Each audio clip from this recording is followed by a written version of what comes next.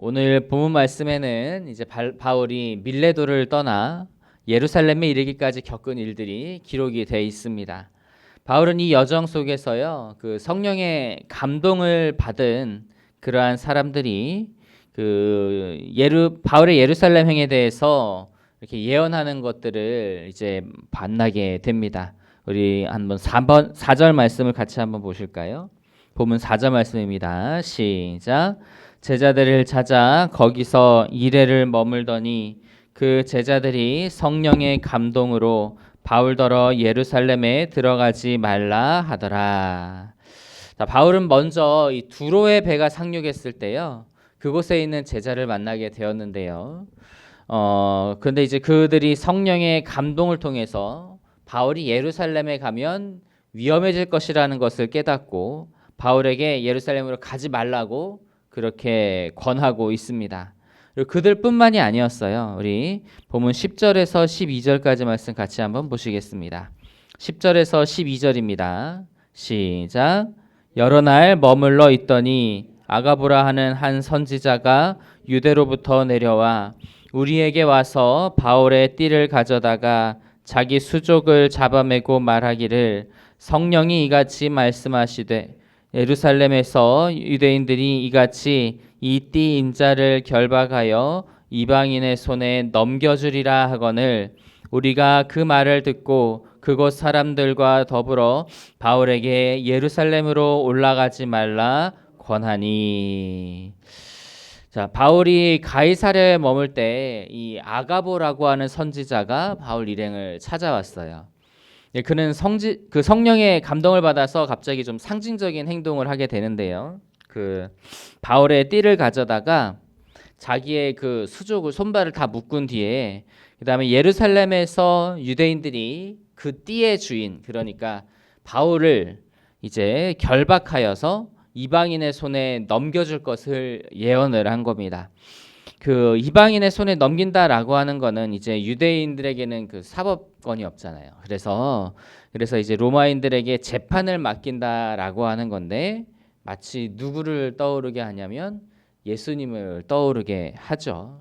예수님을 떠오르면 바울이 가서 그렇게 결박당하고 재판을 받으면 다시 살아서 돌아올 수 없다라고 하는 그러한 생각도 했을 거예요.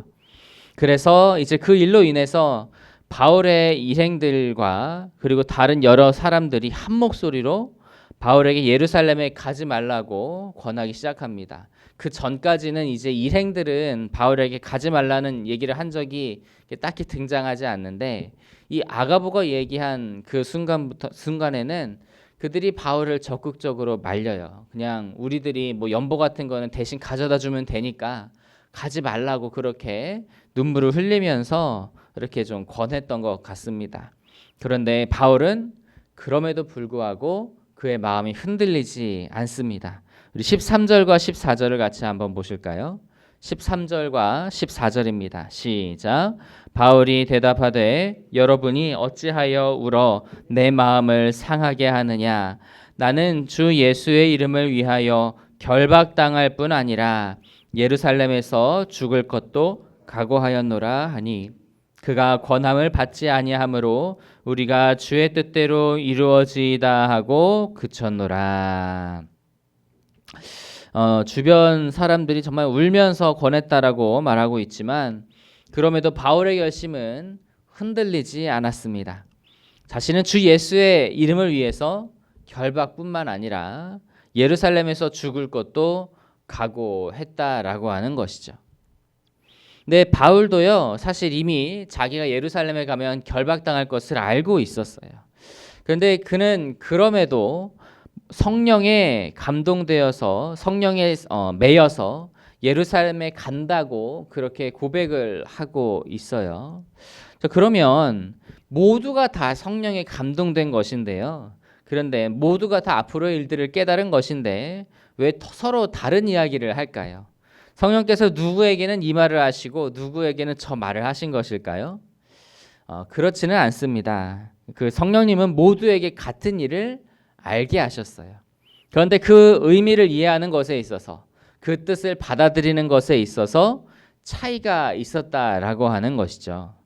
바울 일행과 그리고 또 여러 제자들은 이제 바울을 아끼고 사랑하는 마음에 바울이 그런 고난이나 죽음을 겪지 않기를 바랬던 것이죠.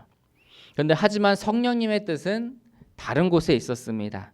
비록 바울이 붙잡히고 그의 사역의 길이 이제 마무리된다 할지라도, 그의 여정이 끝난다 할지라도 이제는 로마 중심에까지 복음이 물려 퍼지고 로마 사람들에게 복음이 전해지는 것을 성령님께서 이제 계획하셨던 거예요.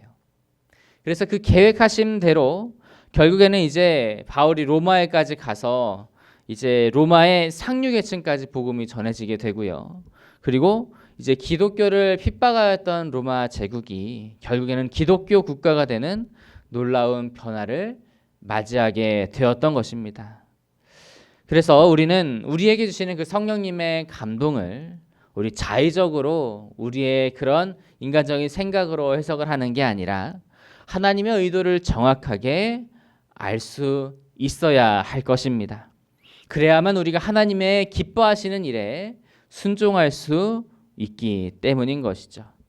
그래서 나의 생각, 나의 인간적인 마음을 다 내려놓고 우리가 기도하면서 우리가 묵상하면서 하나님의 뜻에 집중해야 할 줄로 믿습니다. 그래서 하나님의 의도하심대로 그 뜻대로 순종하면서 나아갈 수 있는 저 여러분이 다 되시기를 간절히 소망합니다. 바울이 이제 한편 가이사랴에서 잠시 머물렀던 집이 어디였냐라고 하면 7 집사 중 하나인 전도자 빌립의 집이었어요. 근데 이제 바울은 사실 7 집사들과는 이제 인연이 깊어요. 악연이라고 해야겠죠. 왜 그렇습니까? 7 집사 중에 한 명인 스데반이 순교하는 현장에 있었던 사람이 바로 바울이에요. 그리고 그 사건 이후 초대교회 그리스도인들을 심하게 박해를 해서 예루살렘 교회의 성도들이 뿔뿔이 흩어지게 한 그러한 원인 제공자가 누구냐? 바로 바울이었던 거예요. 그래서 아무리 지금까지 시간이 많은 세월이 지났다고 할지라도요, 이 빌립의 입장에서는 빌립 자신도 그래서 예루살렘을 떠나 사마리아 지방으로 옮겨가서 생활을 했기 때문에 빌립의 입장에서는 이 바울을 아무렇지도 않게 대하기가 어렵지 않았을까 그렇게 생각이 되는데, 그럼에도 빌립은요 바울을 자기의 집으로 초대해서 여러 날 동안 머물게 하면서 극진하게 대접을 하는 것을 보게 됩니다. 어떻게 이렇게 그 어떤 드라마보다도 극적이고 감동적인 장면이 이 성경에 기록될 수 있었을까요? 이것은 그들은 어떻게 그 신앙의 대립으로 인해서 정말 원수지간이 돼서 쫓고 쫓기던 과거를 다 청산하고 그리고 화해하고 화합할 수 있었겠습니까? 이런 일은 사람의 능력으로 할 수 있는 일이 아닙니다. 오직 예수 그리스도의 십자가 복음과 그 안에 진하게 흐르는 사랑만이 이러한 화합을 가능할 수 있게 해주는 것입니다.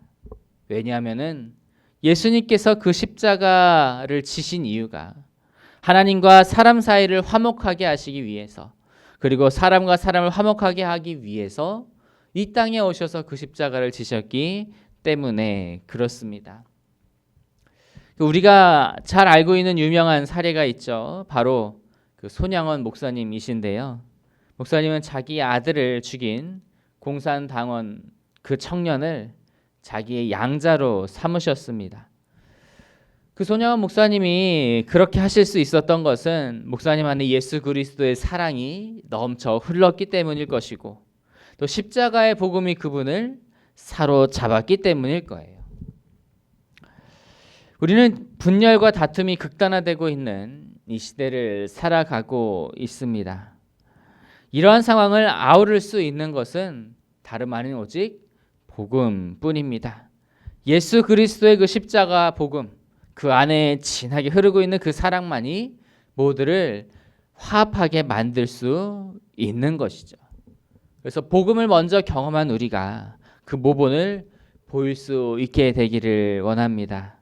그리고 우리가 그 복음과 그 사랑의 씨앗을 뿌리는 것이 결국 싹이 튀고 아름다운 열매로 맺힐 수 있도록 오늘도 우리가 함께 기도하면서 정말 한국 교회와 우리 그리스도인들의 노력으로 이 사회가 점점 더 하나로 화합되어지기를 간절히 기도하면서 나아갈 수 있는 오늘 하루가 될 수 있기를 간절히 소망합니다.